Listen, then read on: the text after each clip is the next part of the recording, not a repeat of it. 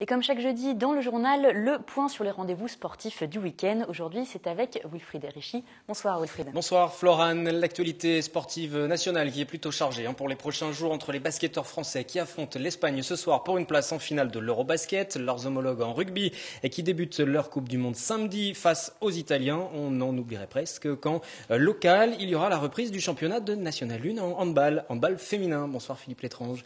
Vous êtes l'entraîneur des féminines justement. On va rappeler brièvement l'histoire. La saison dernière, vous aviez terminé à la 3e place en National 2. Impossible d'accéder au barrage. Le Havre s'est désisté. La suite, on la connaît. Passez la surprise, la joie d'accéder à la National 1. Est-ce que vous êtes prêts? Est-ce que les filles sont prêtes? J'espère, parce que je crois qu'on a bien travaillé. Vous avez travaillé pendant tout l'été? Les filles avaient un programme à faire tout l'été. On a repris le 17 août. Donc voilà. Et la reprise, ce sera face à Landy Lampol. C'est une équipe bretonne. C'est une équipe bretonne qui était avec nous il y a 2 ans. Et qu'on retrouve. C'est une équipe accessible? J'espère. Des points forts, des points faibles, vous avez c'est une bonne équipe qui joue bien au ballon, qui est bien solidaire, qui fait bien tourner la balle, donc il va falloir les perturber de ce côté-là, et puis j'espère qu'on sera à la hauteur. En National 1, cette année, vous allez affronter Rennes, Angoulême, Nantes. Est-ce qu'il y a des équipes qui vous font peur? Il y a des équipes qui vont jouer le haut de tableau, donc je ne pense pas qu'on soit de ce niveau-là. Maintenant, c'est pas votre objectif? Non, on a le temps. L'objectif c'est le maintien. Déjà dans un premier temps, incorporer les jeunes pour pérenniser ce maintien, puis après peut-être voir au-dessus, mais bon. Dans le détail, pour votre équipe, il y a eu des arrivées, des départs pendant l'été. En fin de saison dernière, vous étiez venu sur ce plateau pendant le 7-8 Sport et vous aviez évoqué la possibilité de recruter des ailiers, par exemple, enfin renforcer un petit peu certains postes, avec des joueuses qui avaient déjà de l'expérience de ce niveau-là. Donc on a recruté 3 joueuses, une gardienne, qui a déjà joué même en D1, donc qui est un peu âgée, qui va être aussi son travail, ça va être de former notre jeune gardienne de 16 ans. On a recruté une demi-centre qui évoluait en National l'année dernière, et puis une arrière gauche qui évolue en National 2, mais qui a joué en Division 1 en Roumanie, et donc qui renforce, plus toutes les jeunes qui montent, donc ça fait un groupe de 20 à 21 filles.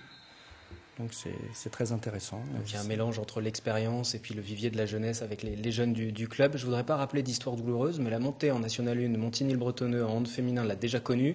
Ça ne s'est pas forcément passé très bien puisque la redescente a été immédiate et quasiment tous les matchs ont été perdus. Oui, de toute façon, il y a un gros palier là, entre la National 2 et la National 1, donc il va falloir être de niveau. Surtout un niveau physique, je pense qu'au niveau handball, on a de quoi répondre.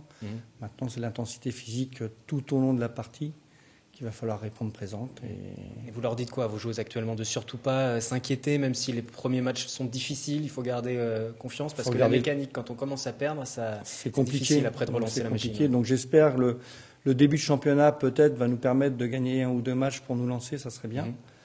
Engranger de la confiance. Voilà, pour engranger la confiance. Après, les grosses écuries, ne pas être trop ridicules.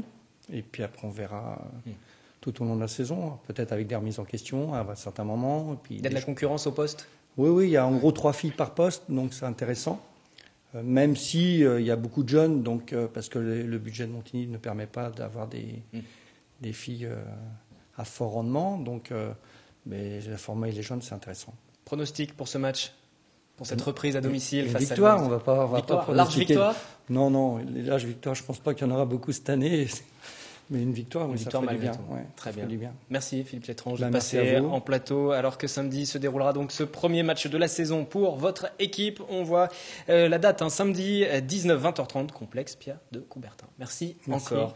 Pour terminer, un mot de foot US Florane, puisque le calendrier de D1 vient d'être dévoilé. Les Templiers d'Élancourt vont affronter en ouverture le Flash de la Courneuve. Ce sera lors du week-end du 6 février. On a le temps, la saison commence tardivement.